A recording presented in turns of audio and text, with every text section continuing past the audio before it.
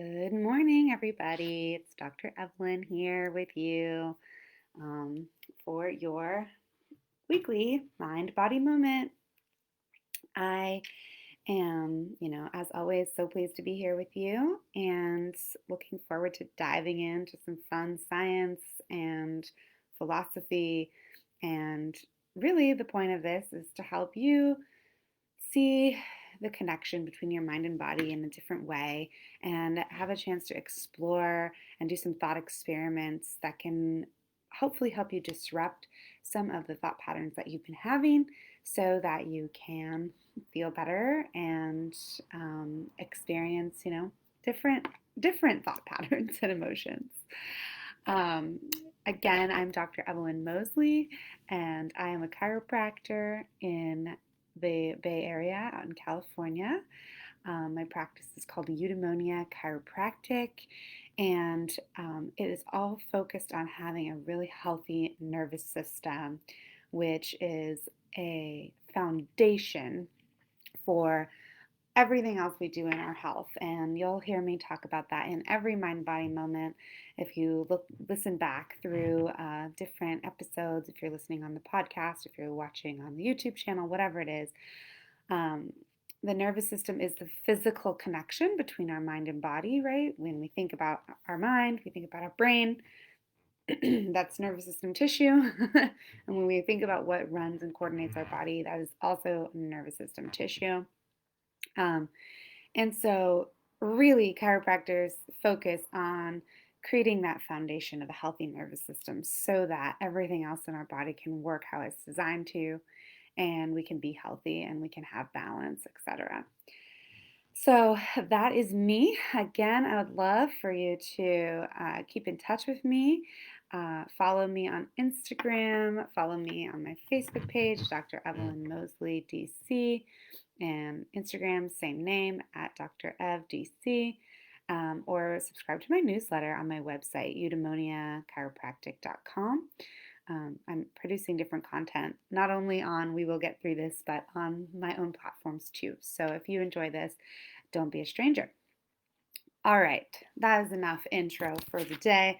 Let me get my notes out so that I can make sure that I stay on this planet and not ride off into Jupiter, where I like to go sometimes when I get, heady into different topics. Oh. Okay, great. So today's video is receptivity leads to reality. And so we're going to take a little journey through what happens when we are receiving information and how our bodies receive information. So, receptivity is just exactly that. How is your body able to receive, and what creates clear signals? And then also, what signals are your life's what signals is your life set to pay more attention to? Okay, we'll get into that in the second step. I'll try not to move ahead, but it's also interrelated.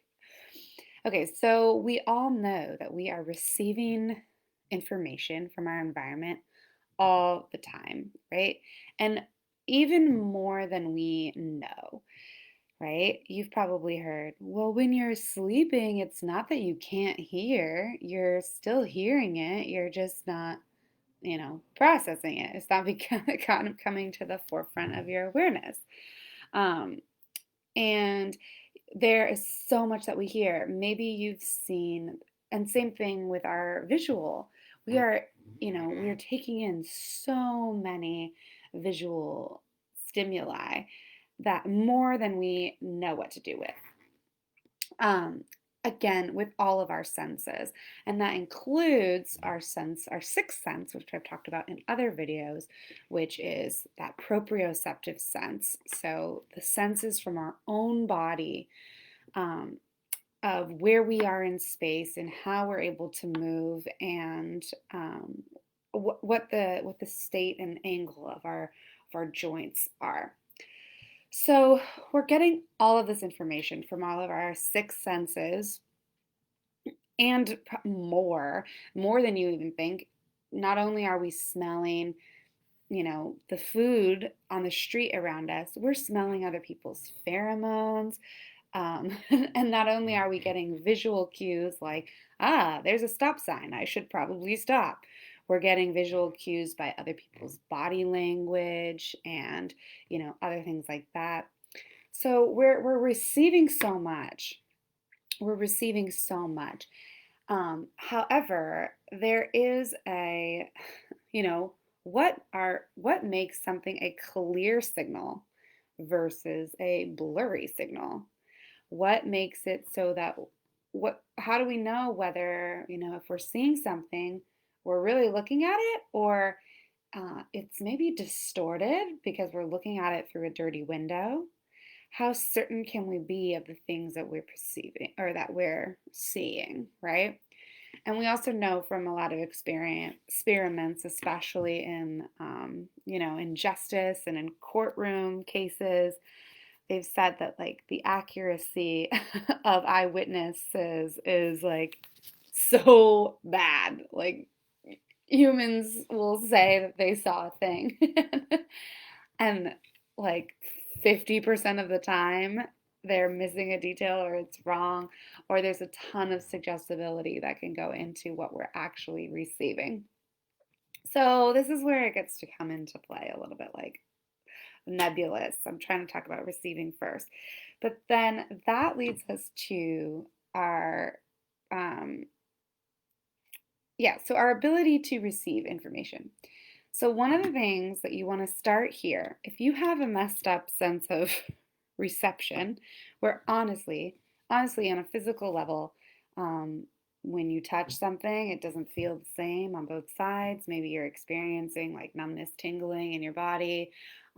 I see this all the time in my office where someone walks in and I'm like, okay, go ahead and stand in a nice neutral posture. And they stand up and their neck is like this. And I take a picture of all my patients on the first visit and I show them, like, did you think that your head was on top of your shoulders? Because it wasn't. And they're like, oh my gosh, whoa, this is the middle? Like, what? That's that proprioception being off. That's that initial framework of our receptivity being a little bit off kilter. So it's important to have a healthy nervous system and a clear nervous system so that we are actually getting as accurate as possible or receptivity and high quality information coming in. Okay, I'm getting to the point of why this is important, so just stay with me. So then the next thing that leads us to our perception, right? I hinted at that a lot. We have heard different cases where, um, perception is what we realize and how we organize and prioritize the information that we're receiving, right? Receptivity is like the data, and then perception is how we're going to read and organize the data, right? So it's when we give it meaning in our life. And we also know that we our bodies have a really fun way of filling in the gaps for things that we are either not receiving or that we're receiving that it decides are not important, right?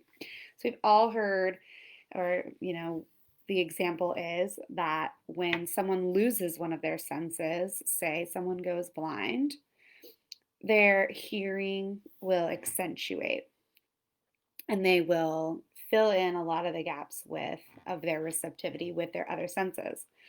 Another more nuanced example is when people are partially blind, they will fill in parts of their visual field with something else. It's been well documented. I had a great aunt who was just this darling woman that was blind in a quarter of her vision, and at the bottom right hand corner of all of her vision of all time, she just had a bouquet of flowers like chilling in the corner, and it was always there because her mind just filled in the part that she couldn't see. And it works in the opposite way too, right? We all know that visually in our field, we can see our own nose, but we don't see our nose because that would be annoying.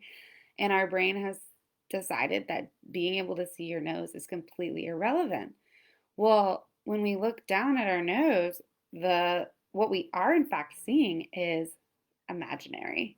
Our brain is filling in the space with with information based on what we're looking around. Like, I'm sitting at a table right now. If I look down where my nose should be, I see a table, um, because that's what's on either side of my nose. But honestly, you can have something right under your nose and not see it, and that is the expression, right?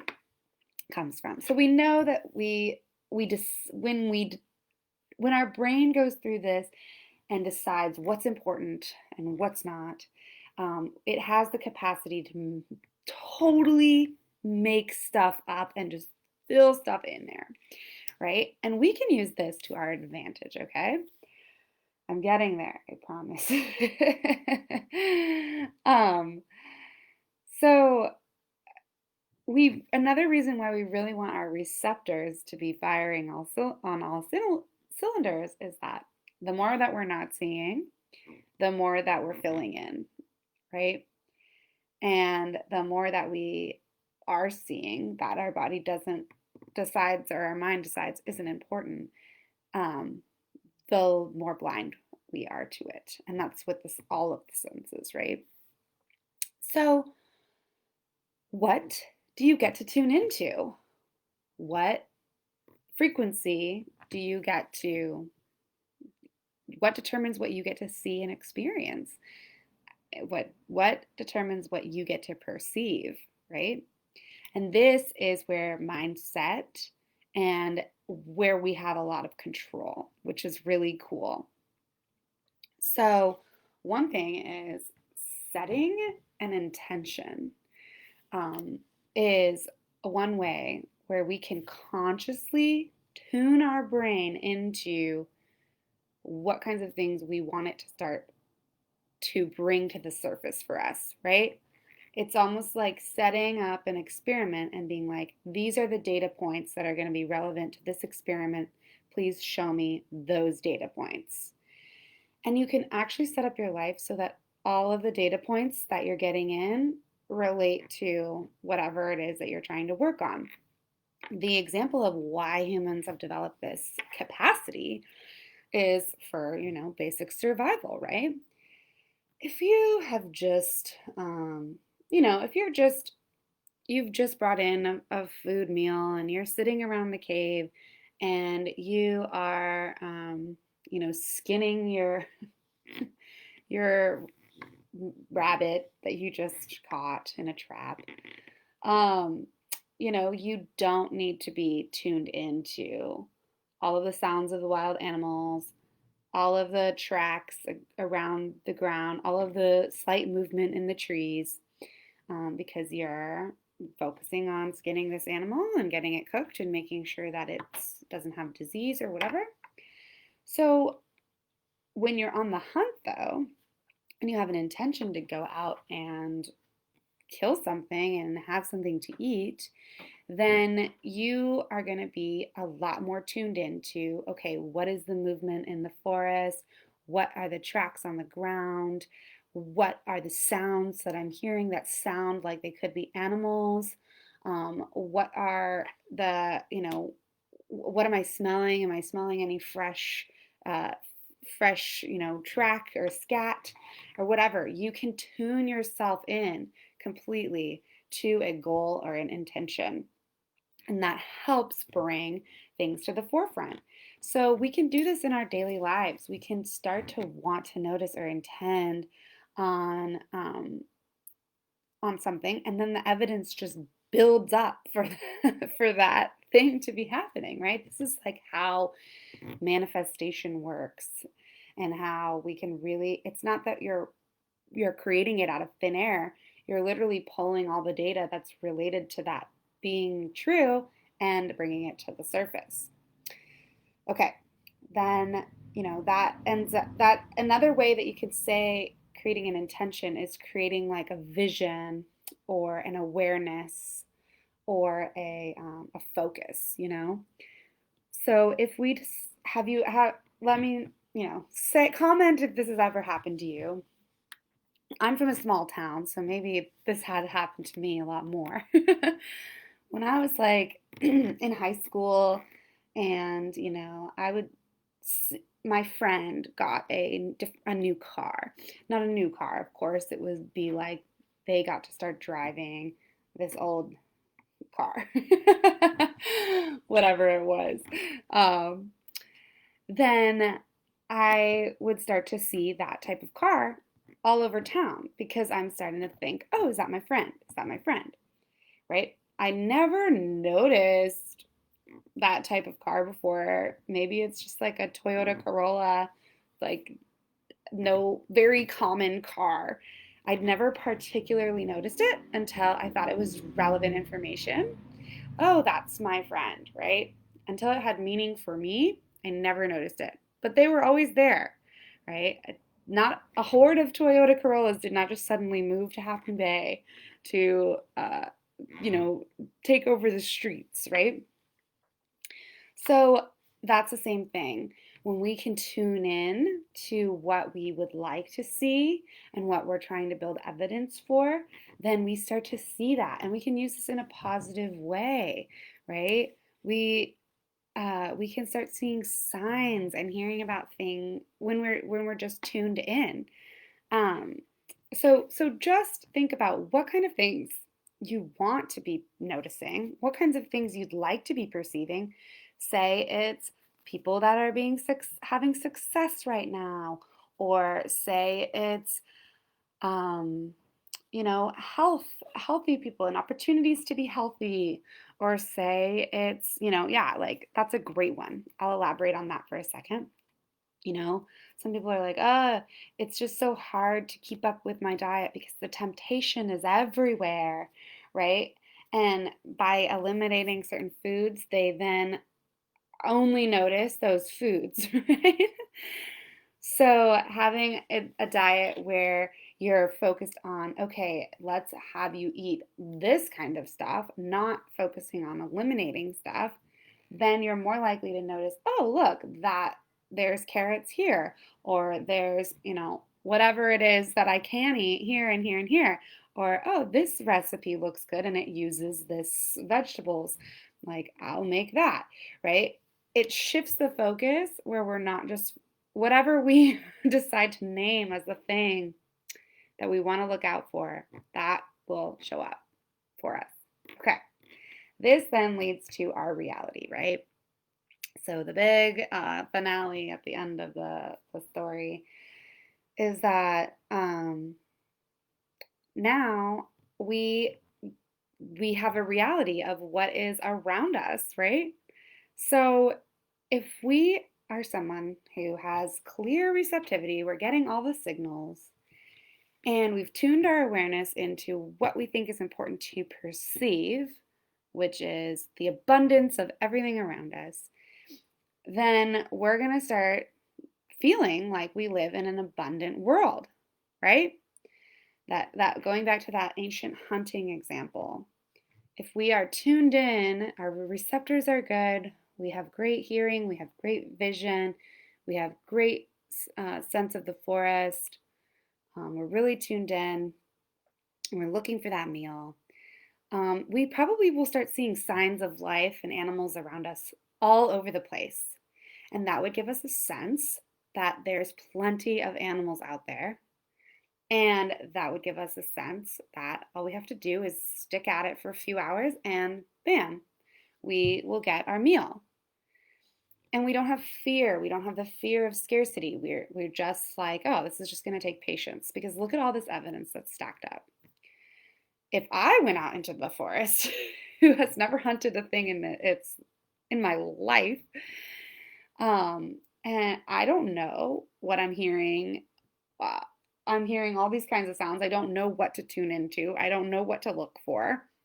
I just see trees and I hear sounds and I don't know whether it's the wind.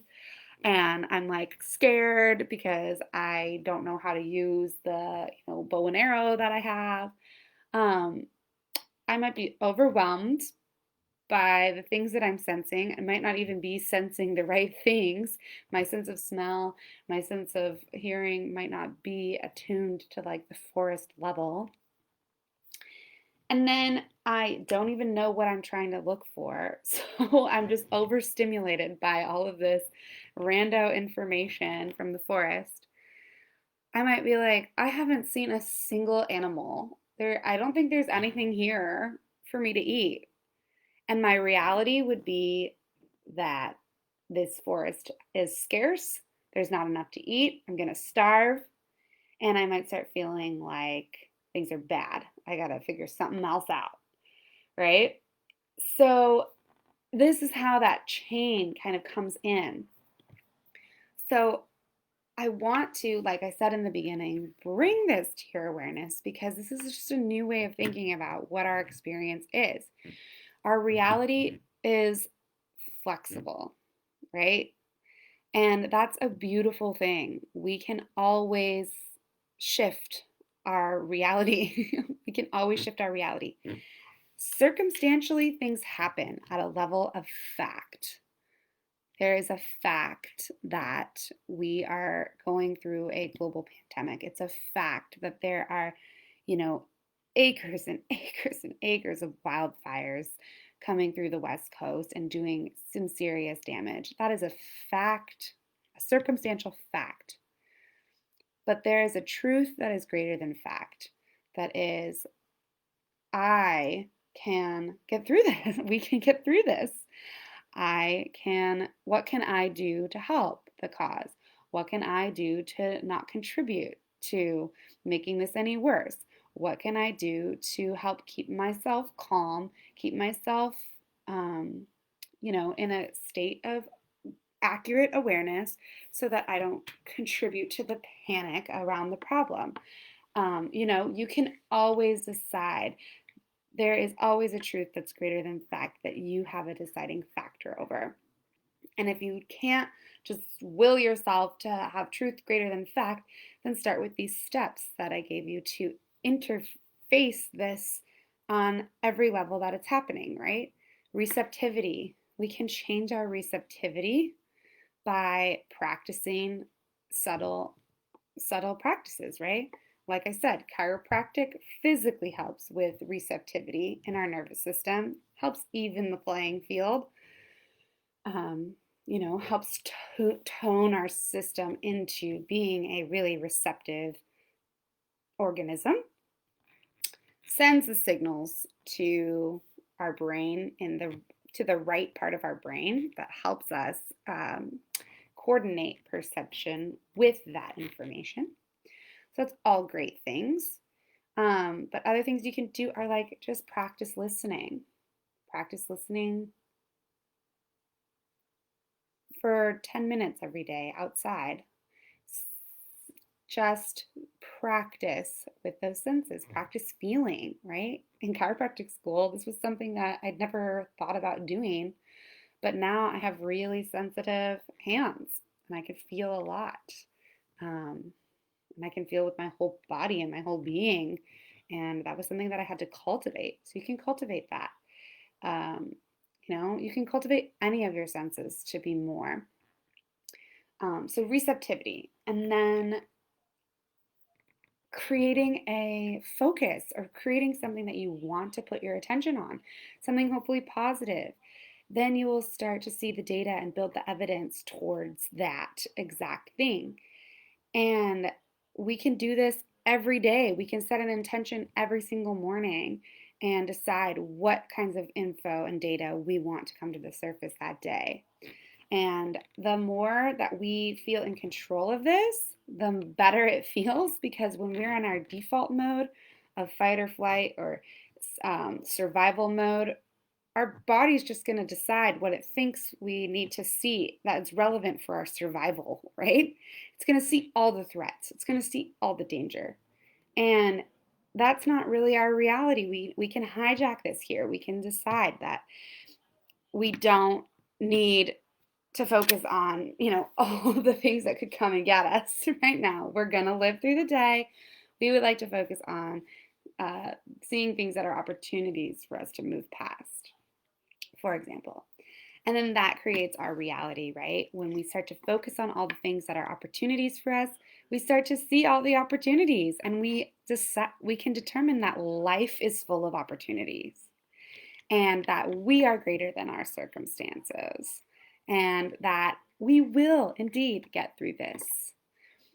So use this multi-level approach to really get yourself into a place that feels like you are not only receiving, you're not just focusing on the negative things you're receiving this very, very stimulating world and all that it has to offer.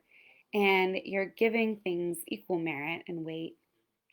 And then, and then always realize that if you have a negative thought or you notice something that's negative, there is just as much data to support the positive um, out there around you. And you can decide to focus on that too, or take both and, take that as you will, but don't just accept one side of anything as the reality or the truth. Okay, wow, that was a lot of words. I just mumbled it out there. I had a lot to share with y'all in about 30-minute slot that I use here. But I hope that helps you, and I hope that you play with this and let me know if you need a different example or if something didn't land. I'd love to explain it further. Again, you can find me at Evelyn Moseley DC on Facebook, at Dr. Ev DC on Instagram, and then my website is Eudaimonia Chiropractic, and I have a newsletter. And again, the reason that I'm asking for follows and to stay in touch these last 2 videos is because I am really pregnant, and so I'm not going to always be on the We Will Get Through This channel as regularly as I have been, but I still will be putting content out there for you guys. Okay, take care, everybody, and I will hopefully be joining you next week for another Mind Body Moment.